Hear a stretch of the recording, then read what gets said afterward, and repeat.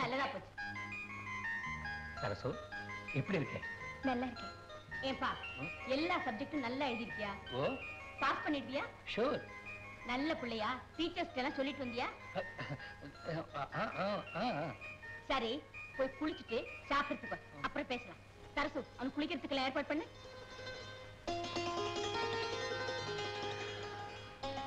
இந்த கிட்ட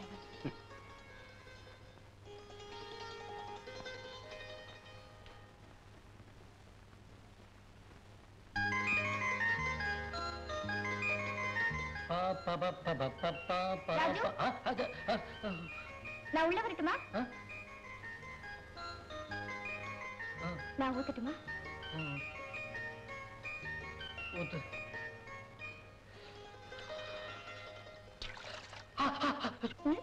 சுடுதுன்னு சொன்னேன். தண்ணி தானே? ராஜுவுக்கு என்ன பிடிச்சிருக்கா?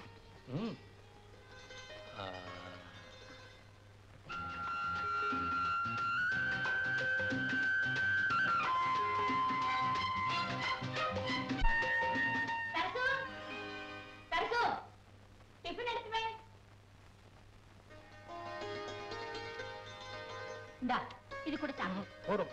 சாப்பிடு. வேண்டாமா? சரி வேண்டாம். சரசு எனக்கு இதெல்லாம் பிடிக்கும்னு உனக்கு எப்படி தெரியும்? தெரியும். ராஜு என்னை விட உன்னை பத்தி அதிகமா தெரிஞ்சு வச்சிருக்கிறது இவதான்.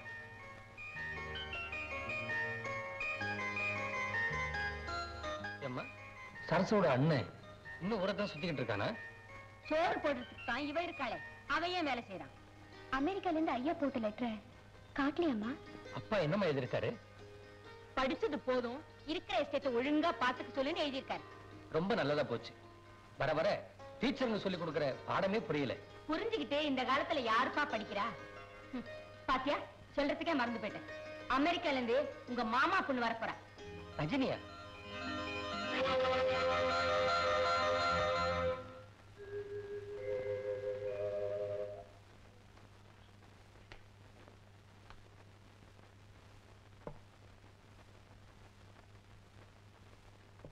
மாப்பிளைக்கு தங்கச்சி. அண்ணா எங்கம்மா?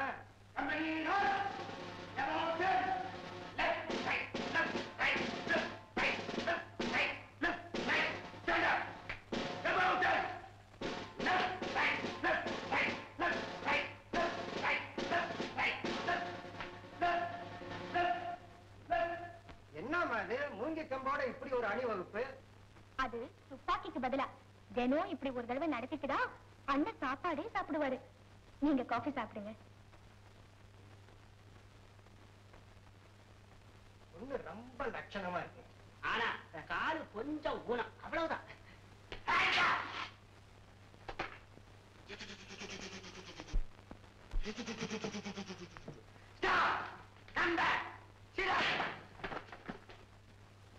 என்னப்பா இது? இது ஒண்ணு இல்லைங்க, இது ஒரு ஸ்டைல் தாங்க. காலையில ஒரு வாட்டி சாயந்தரம் ஒரு வாட்டி இது மாதிரி செய்யலைன்னா உடம்பு ஒரு மாதிரி ஆயிடுது. நான் என்ன நினைச்சேன், பாவம் இவ்வளவு சின்ன வயசுலயே இப்படி ஆயிடுச்சு. இது பரம்பரை வியாதிங்க. எங்க தாத்தா பிரிட்டிஷ்காரன் காலத்துல வார் ஃபீல்டுல ஷூட் பண்ணிருக்காரு பாருங்க, அப்படி.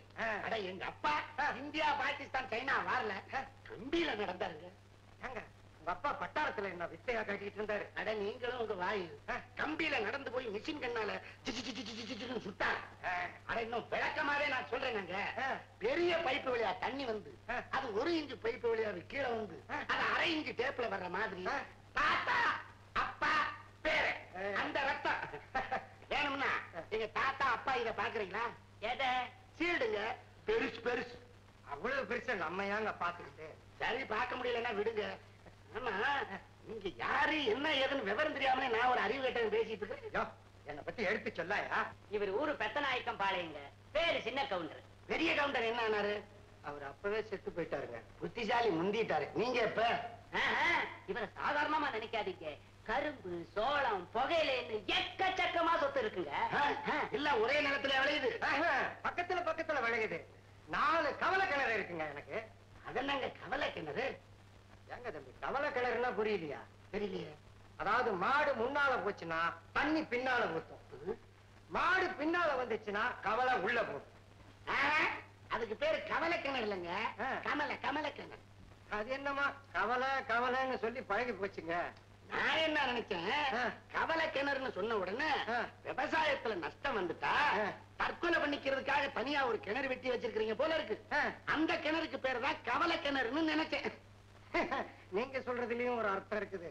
அநேகமா விவசாயம் போற போக்க பார்த்தா அந்த முடிவுதான் ஏற்படும் போல் இருக்கு. இந்தாங்க, நீங்க விழுந்து கிணத்தை கெடுத்துறாதீங்க. என்னங்க நல்ல முகூர்த்த விஷயம் பேச வந்த இடத்துல இதெல்லாம் பேசிக்கிட்டு. தம்பி, இவருக்கு ஒரு பொண்ணு இருக்கு, அழகுன்னு அழகு, அப்படிப்பட்ட அழகு. பேரு நாகம்மா. நாகம்மா? நீங்க தப்பா நினைச்சிட கூடாது. என் சம்சாரம் கர்ப்பமா இருக்கும் போது பாம்பு கடிச்சிருச்சு. பாம்பும் கடிச்சிருச்சா?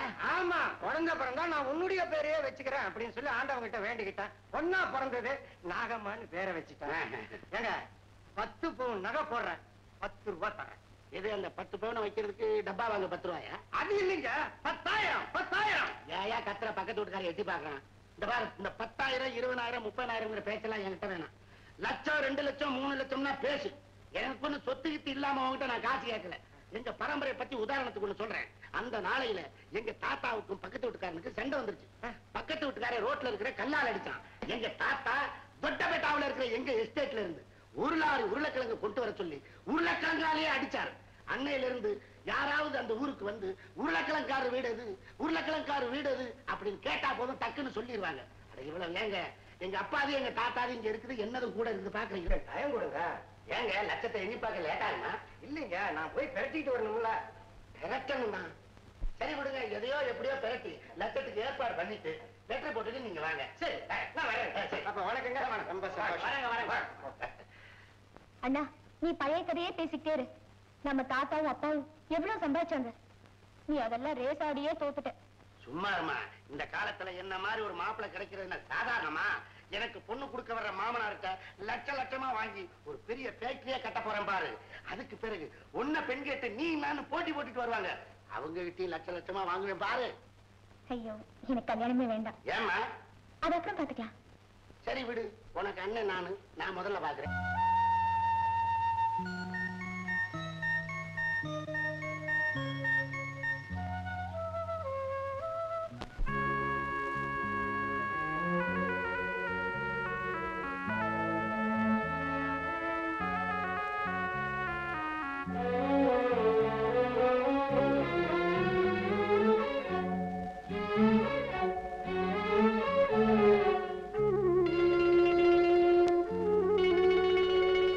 தனிமை என் துணை, அதை தந்தான் இறைவனே. தனிமை என் துணை, அதை தந்தான் இறைவனே. வசந்த காலம் மலர்ந்த போதும் நான் கண்டதில்லையே. தனிமை என் துணை, என்றும் தனிமை என் துணை. தனிமை என் துணை, அதை தந்தான் இறைவனே. வசந்த காலம் மலர்ந்த போதும் நான் கண்டதில்லையே. தனிமை என் துணை, என்றும் தனிமை என் துணை.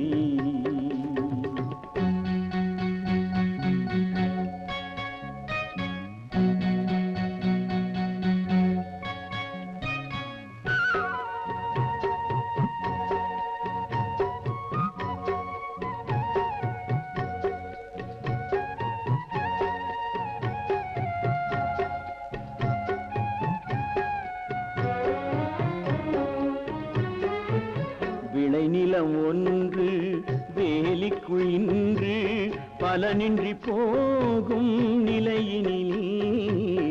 உறவெனும் கூண்டில் தனிமையில் வாடும் பறவையின் உள்ளம் தவிக்கையிலே. கண்மூடி தூங்கும் என் போல யாரும் இன்றில்லை பூமி எங்கும். தனிமை என் துணை, என்றும் தனிமை என் துணை.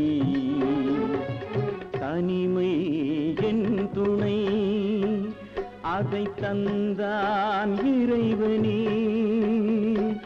வசந்த காலம் மலர்ந்த போதும் நான் கண்டதில்லையே. தனிமை என் துணை, என்றும் தனிமை என் துணை.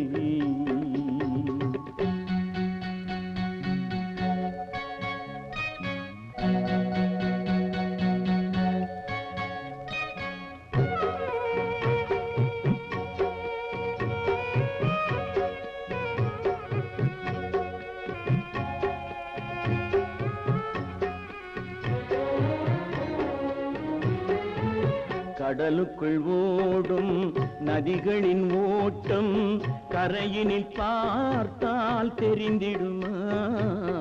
இதயத்தில் ஆடும் ஏக்கத்தின் வாட்டம் எழுத்தினில் கூற முடிந்திடுமா? என்னாலும் பெண்மை என்கின்ற தெய்வம் கொள்ளாத துன்பம் இல்லை. தனிமை என் துணை, என்றும் தனிமை என் துணை.